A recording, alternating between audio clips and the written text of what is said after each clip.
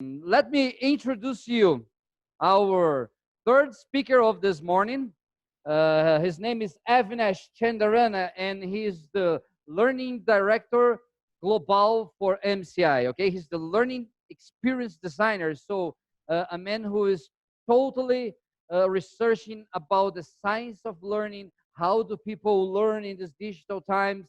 And we're passing the control to Avinash. So Avinash will be speaking directly from Hong Kong, China, but he's Indian, right? Have a wonderful day, my friend. Thank you very much for accepting our invitation, and I'll let you on the spotlight and on the stage, Mr. Avinash Chandarana. Thank you, Nay. Just a correction, did you say actually I was from India? I am Indian indeed, as you can probably see, but I grew up in the UK and lived in many other countries. And unfortunately, I never lived in Brazil. I would love to live in Brazil and loved my time visiting there. I'm sure I'll be back very soon. And I maybe have met some of you at some of the conferences in the past few years when I visited. So thank you, Nate, for that introduction. I'm going to actually switch off my video camera, and I want to just take you through some thoughts actually related to this whole concept of the present time that we're living in, but also connect the content to some of the things that Edwin has talked about and even Gina. So let's move, first of all, looking at the situation today. This was the World Economic Forum headline just recently. And they said the COVID-19 pandemic has changed education forever. It has changed education forever. And if you look at the UNESCO statistics right now, almost 1.4 billion students from primary, lower secondary, and upper secondary, and even universities are actually not in school or in education right now in terms of the physical space. But of course, they have changed because now we're all in this space, exactly what's happening right now in this Zoom world, in this cyberspace.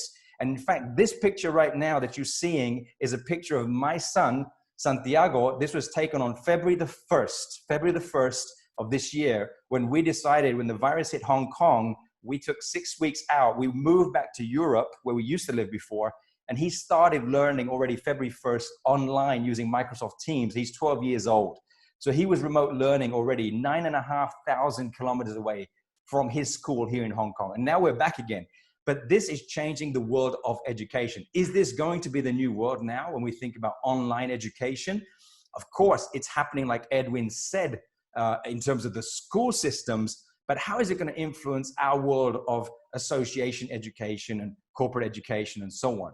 So this whole shift in online education is actually changing our behaviors.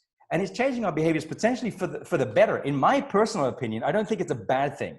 But what we do know, especially in the younger generations, this is becoming extremely normal. And for you as associations, this actually is your current and future generation members, right? The Gen Ys, the Zs, and the Alphas that are coming. This is part of their lives every single day now. And they're going to be expecting from the companies they work for the membership of associations that they're a part of, they'll be expecting connectivity in an educational level similar to how they're connecting today when it comes to digital experiences. Now, what's interesting is, let me share with you how and where we learn and develop. There are many different channels, right? Internal and external. Now, look at yourself as associations, right? At the moment, look at this timeline. You're probably offering live experiences. For example, in the good old days, and they will come back, is the conference itself, or summits, for example, that you offer as an association. You may have online forums. You have live webinars like this one, for example. You may have a digital learning portal. You may have online communities and certification programs. But you know what? Do you think that's the only way your members are learning? Take a look at everything you're seeing on the screen now. This is all the different ways beyond what you're offering that your members are learning and engaging with content through different channels. And what's interesting is, when you look at how many of these channels are digital, look how many of these channels are digital. And therefore, this should already pose a question in your mind, is what are we doing as an association to create that digital community? And what are the tools are we using to effectively engage our members now and for the future? If we think about how we develop our knowledge, let me share some research for you. How do we know what we know? Where have we developed our knowledge? Well, surprisingly enough, only 10% of what we've learned And there's nothing wrong with this. This is a reality. Only 10% really comes from formal education, okay? So even a webinar could be a formal education, classroom learning, etc. But what's really interesting is 20% of what we've learned is coming from exposure to communities. And it's a little bit what Edwin talked about, those social communities, for example, collaboration and so on, learning from community-based, let's say, centers of excellence or communities of practice or peer-to-peer. And a massive 70% actually comes from applying what we've learned into our everyday lives. So this 70-20-10 model, or experience, exposure, and education, in the learning and development field, which is what I do every single day, we use this formula in very powerful ways. So now what I want to do with the next thing is I want to ask you this question as a poll. What is usually the most important channel of offering education to your members? And now you see the answers on the screen. So please go ahead and take a second. What are the most usual channels of educating your members?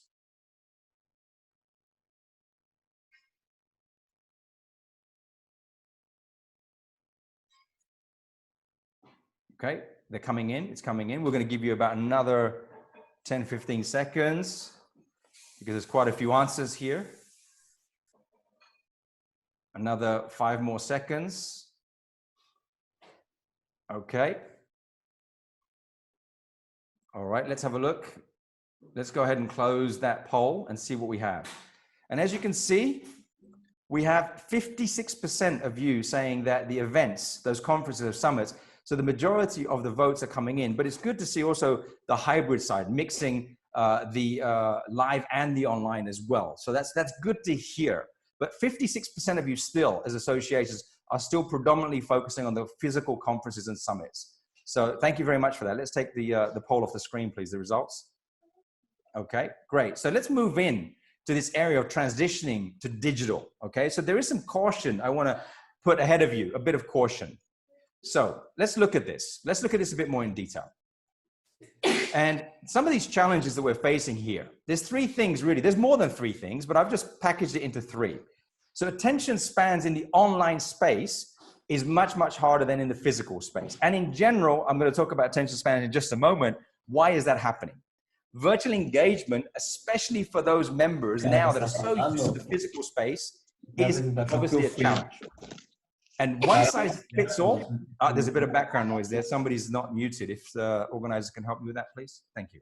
So the one size fit all, do we offer everything as education in the same way with the same channels? That certainly is a challenge as well in terms of how we have to adapt the way we deliver content so that we have to imagine that people learn in different ways. So when we're designing experiences, online education, we have to think about, for example, let's think about the modern learner. The modern learner today is changing rapidly compared to the past. The modern learner is impatient.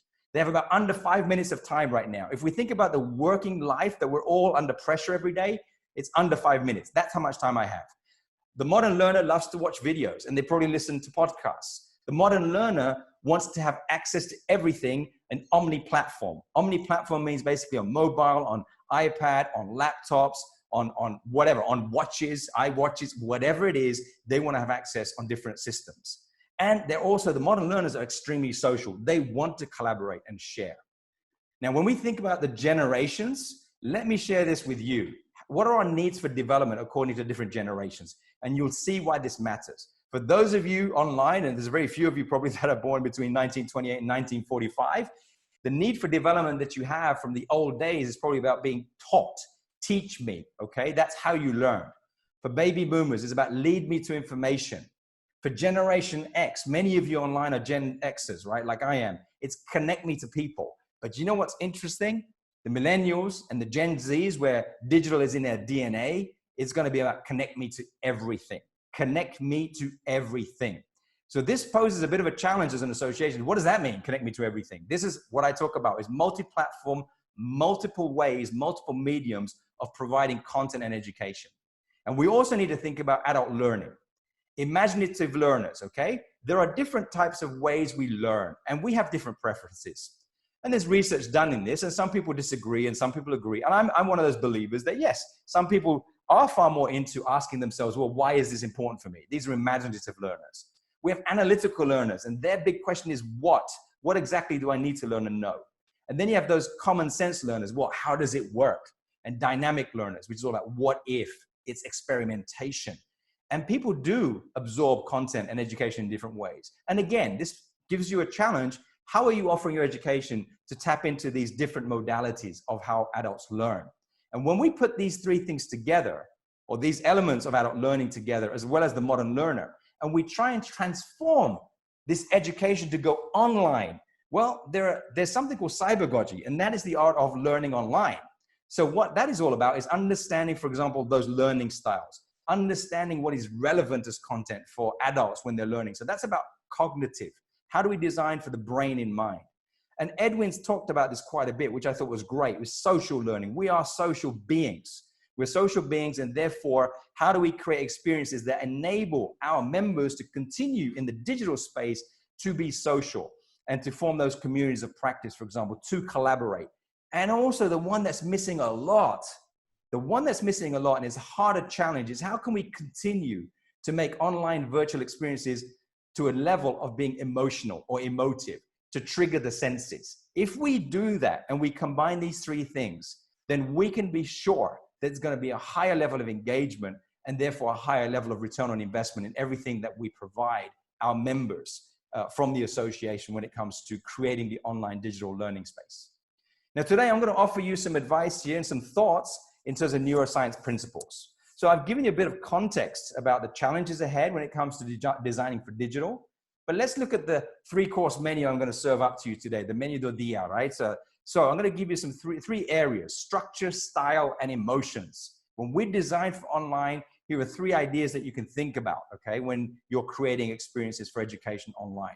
And then we'll talk right at the end about being future ready. What does that mean for an association? And what questions should you be asking yourself? Now, there's been a lot of research done, of course, in neuroscience and neurology, brain-based and learning and so on, and adult learning principles. But it's quite fascinating. The more I dig deeper, personally, I'm interested in this subject. I'm passionate about this. I'm learning every single day. Because you know what? Our minds are not fixed. You're hearing a lot about fixed mindsets versus growth mindsets. And I'm a continuous learner. I cannot learn enough. And I think I'm learning constantly about how can we continue to improve in terms of how we deliver and design content, especially now for the online space. I've been fortunate to be working both in the physical space as a trainer, as a facilitator, as a speaker for over 20 years. And at least in the last 12 or 13 years, I've been working and learned a lot in terms of the virtual space. In MCI, we've been doing virtual learning since 2009. And so that's already taught us a lot and taught me a lot. But I've learned actually is that you cannot transform exactly what you do in the physical space into cyberspace. It is not a cut, copy, and paste. There are some similarities, but indeed, there are also some differences. Now, let me ask you this. Actually, I don't even know if we have a chat box. Oh, we have a chat box. Of course we do. But you can have your answers in Portuguese. Maybe, Nay, you can probably look out for these answers, right? Maybe you can let me know afterwards. Why are most virtual sessions ineffective? Why are most virtual sessions ineffective? And that's okay. Go ahead and put those answers in the chat box. Okay, go ahead and type. Okay, this is the moment that you can engage a little bit. Why is it that to create sessions online is ineffective or it's difficult? So just go ahead and do that. And I'm sure those things are coming up in the chat box, okay? And we'll talk about that later on after the session. But I'm sure some of the things that you're saying or maybe continue to write are things like this. One of the things about being online is that there's a lot of low energy in general. Compared to a conference that all of you are so used to, we have a tremendous amount of energy, yes? When we're in the physical space, we're stimulated by body language, by voice, by gestures, by being in each other, by being around each other and touching each other. That doesn't happen the same way online. We have technology issues. We have a lot of content online that's boring, that people just read content. We have live webinars just reading all the time, right? It's kind of boring and people just disengage. And there's too many distractions online. Isn't that right? Look at what's happening right now. Are you paying attention? Are you still listening to me? I don't know. I don't know because I've been talking for a long time. We did a poll. I asked you to write in the chat box. I engage you a little bit. My voice is hopefully engaging you, maybe, because then it's being interpreted right now also into Portuguese. But look at these distractions. Yeah, this is what's happening to our world every single day now. It's very hard to stay focused. But the number one challenge online is the lack of engagement. The lack of engagement, because our attention spans are rapidly diminishing over time. This was a study by Microsoft saying we had an attention span of 12 seconds in 2000. In 2013, they said our attention span as humans was 8 seconds. But you know what? They found out, I have no idea how they measured the attention span of a goldfish, but the attention span of a goldfish, they said, was 9 seconds, 1 more second than a human. It's crazy, right? But guess what? That's our world. Why? You know, that's because of a dopamine rush. I'll talk about that later. The challenge online right now, the challenge right now is, are you still engaged right now? Are you still listening to me? Because maybe the attention was high when I started speaking, but now your attention probably has dropped down very fast. And maybe after 5 minutes of speaking, it's gone down to almost 0. And maybe while I keep speaking, it's slightly a little bit higher, and it will get higher when I finish as well. This is the challenge of actually being online, especially when you deliver live online sessions like webinars, okay? That's part of our challenge. And when we think about webinars, look at this survey. 250,000 webinars were analyzed. Marketing webinars had a 23% attention span, right? Attentiveness score. Training webinars, a bit better at 29%. And then 34% basically of corporate communication webinars. But look at that statistic. Do you think that's good return on investment? That's a huge challenge. So again, all the more important of understanding how do we design for online and what are some of those tips and tricks to do that. One of those things is about structuring. How do you structure content? And so therefore, what do we know so far about content? Well, we've just got too much of it. We have way too much content. It creates too much noise, and that makes it difficult. Why? Because everybody wants to share their expertise. They want to be smart. And if they're smart, they want to share everything that they know. And that, I'm afraid, just bores the hell out of people, right? So what's the point of sharing everything? You need to share what's the most important. And I think that's the key. So how do we do that? How do we design for that? Well, here's tip number 1. Why don't we take the content that we have and we try to break it down into pieces? We call this in English chunking. I don't know what it translates into Portuguese, but it's bite-sized pieces of content that's relevant for the objectives of that particular session, for example. And the way you break it down, there's a magic number. There's a magic number of breaking down content into pieces. That magic number is 3. And why is that? I don't know. There's just been a lot of research around 3 seems to be the number that sticks in people's minds. Let me give you an example. Think about marketing. Think about communications. Think about advertising. Is there a company out there that you know that uses a marketing message that uses a 3-word combination? Maybe you can think of a company called Nike. What is their slogan? It's just do it, for example, yes? When you think about communications, we have things like reduce, reuse, recycle. I'm sure in Portuguese, you have the same thing. It doesn't matter about language. Why? Because when you packet things in 3s, it becomes memorable. So how do we take content and put it into 3s and make it memorable? We chunk and we space it. We make it into smaller pieces, break it down from a big block into 3 pieces, beginning, middle, and end. And if you think about stories, it's like the first act, the second act, or the third act. And actually with digital, what's really cool is that you can be so creative that you can have online engagement even before a live event. You can do what you want. You can have people listen to a podcast. You can have them watch a video. You can send them an ebook beforehand. You can do the same after the event and space it out. The more you space out content over a period of time, the more likely it's going to stick in the brains of people.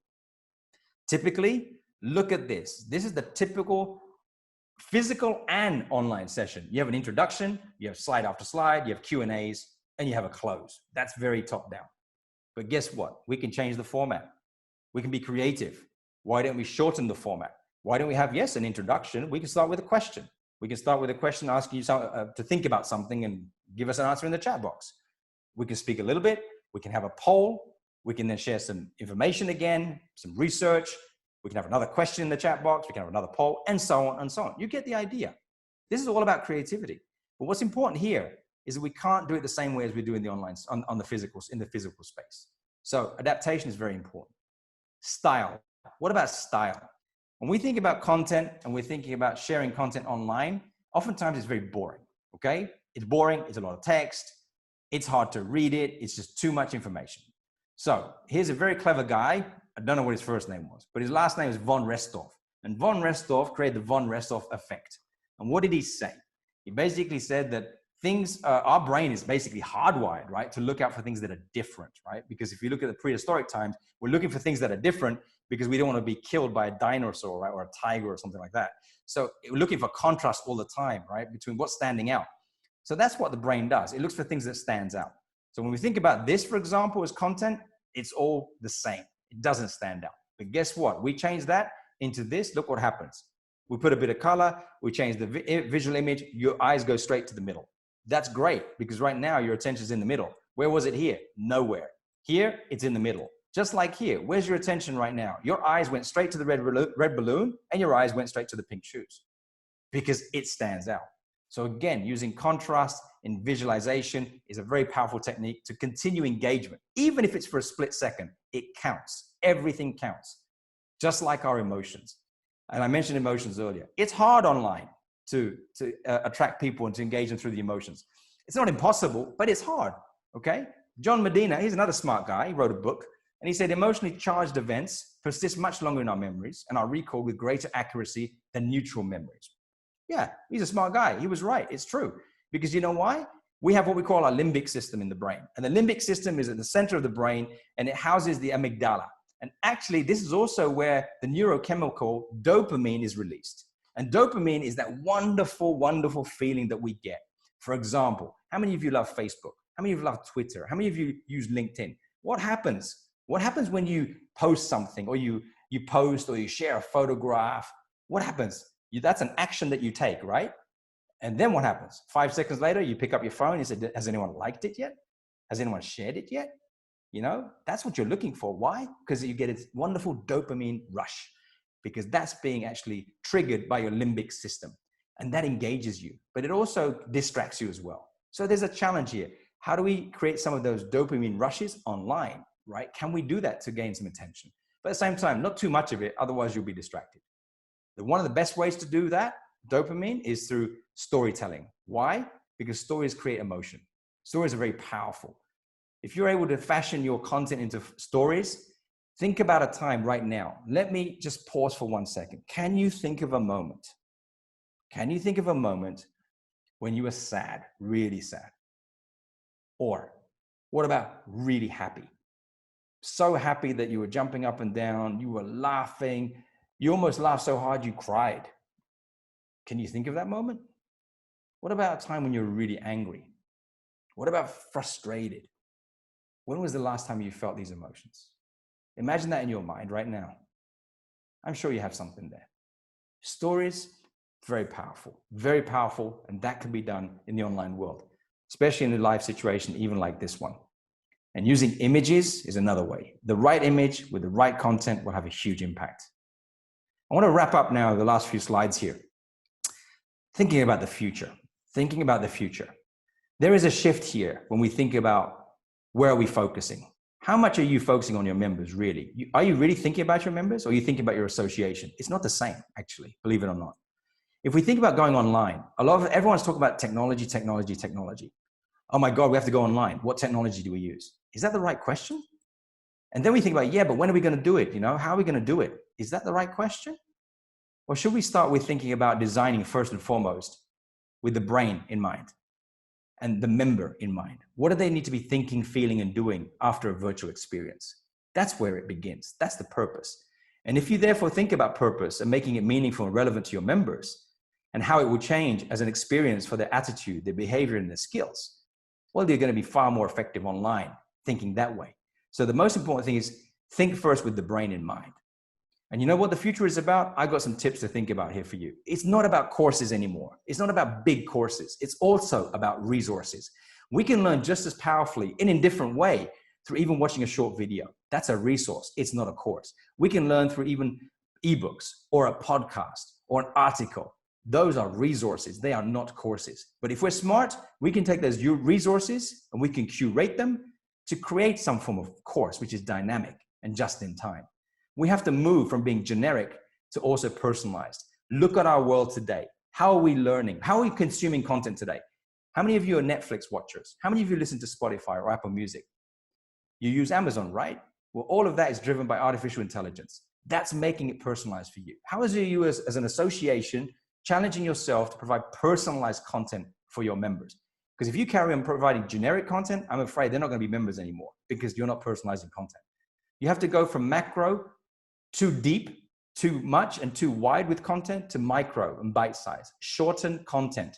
In today's world, attention spans are a problem. I mentioned it earlier, right? And we are doing that as an organization. We have content now between 3 to 4 minutes long. We have 2,000 pieces of content in an online platform that's only 3 to 4 minutes long, 2 or 3 minutes long. Why? Because it catches the attention and it works. It's a surface level of learning. It's not deep learning, but it's a way of adding a different component into your strategy.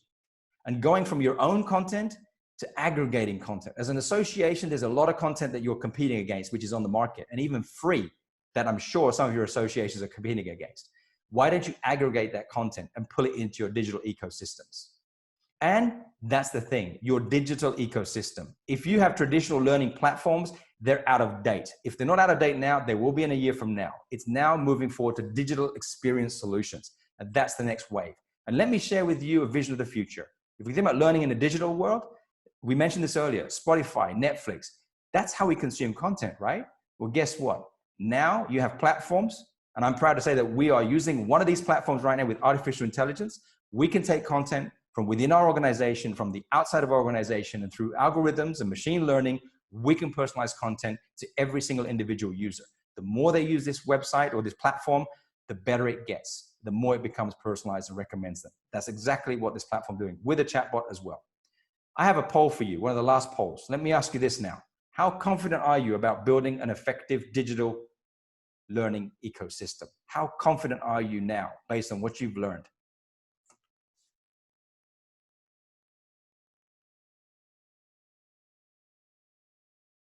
Few more seconds.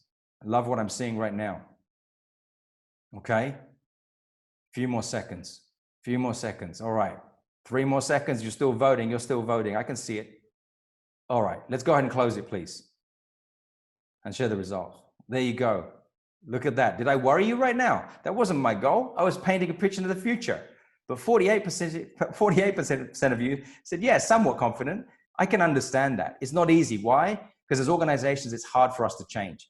And it takes time. It takes resources. It takes thinking. It takes expertise. But you know what? The first step is knowing what you need to do. And then you'll figure out how.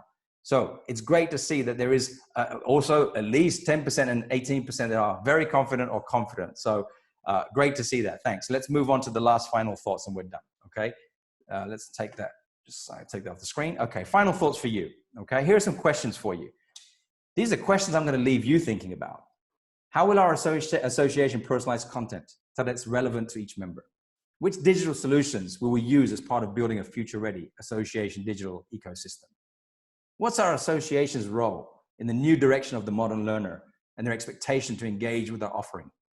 What does the future of world of education look like, and how will it adapt and transition our strategy to meet the demands of the fourth industrial revolution? And what skills are changing in our sector, and how will our association support that transition? The last and very last thought, and this is my last thought, trust me, and I'm over. I love this quote from Seymour Papert, an MIT professor. What did he say? You cannot teach people everything they need to know. The best that you can do is to position them where they can find what they need to know when they need to know it. Think about that carefully. You are not there to try and give your members everything that they need to know. You may think that's your role as an association. But I believe, just like for any organization, just like at MCI, what we do is we create the conditions and the ecosystem in which people can learn.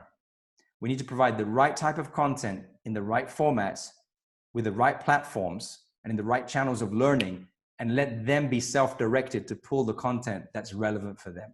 That's our role. That's your association's role. Thank you very much. I appreciate the time today.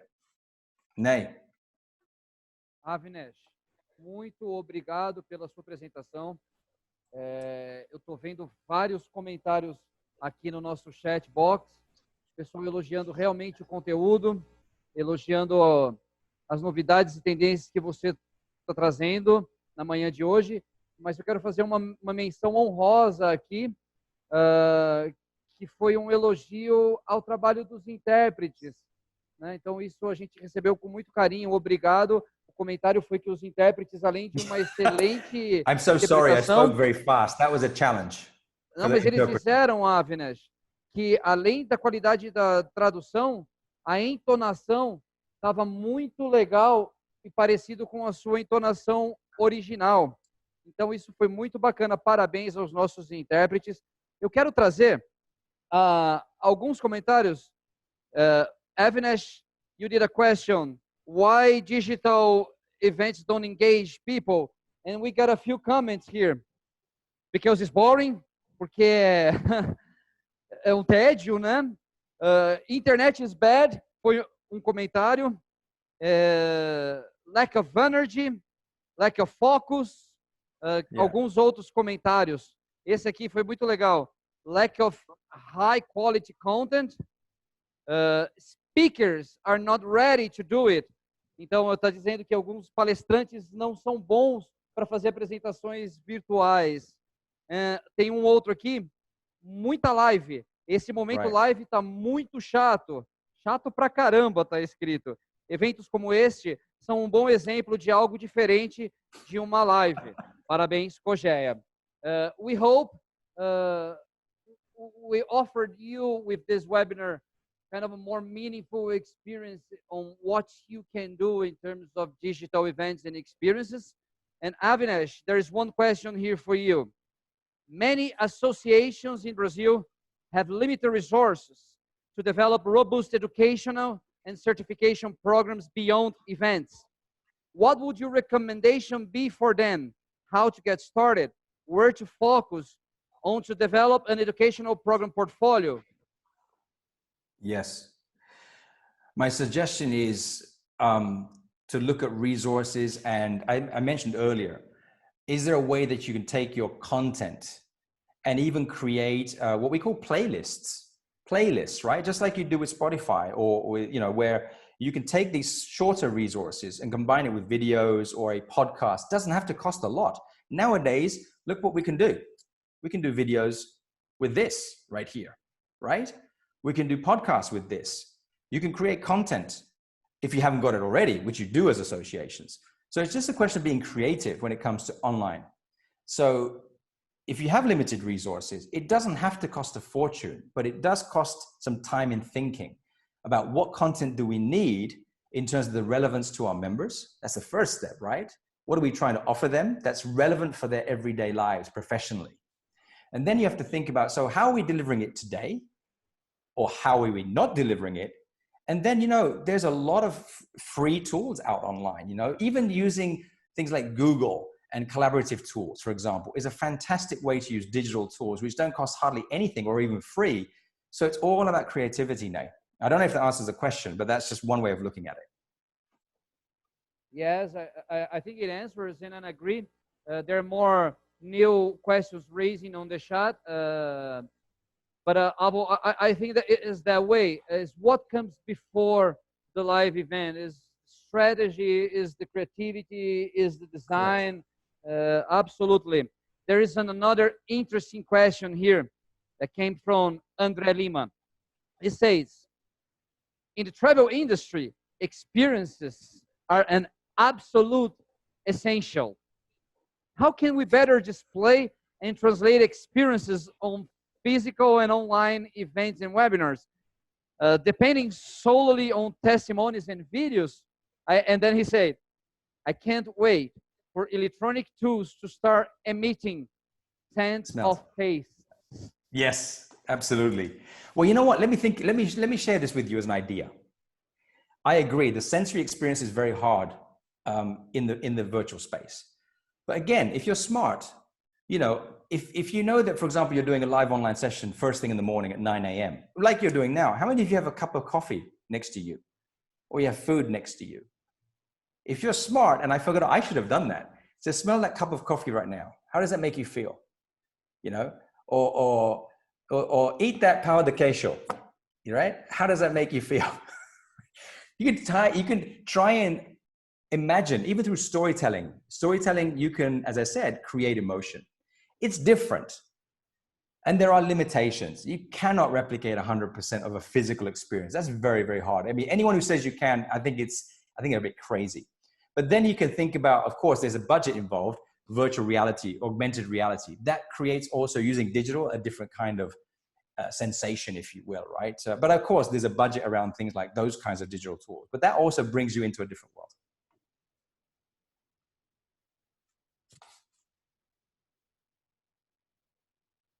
Thank you very much. Let me see if there are any further questions here. I think that answers the question.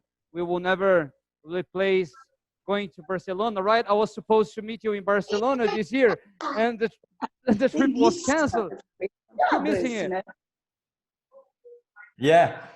Well, you know, we'll see. We'll meet again. We will meet again. We will meet again. We'll meet again. Absolutely. So Avinash, before we end up, some associations here today, they want to hire you as a speaker for their event. Should they talk to MCI people? Yeah, contact MCI Brazil if you want directly, and they'll talk with me or whatever. If that's what you suggest, Ney, I'm happy to support however I can.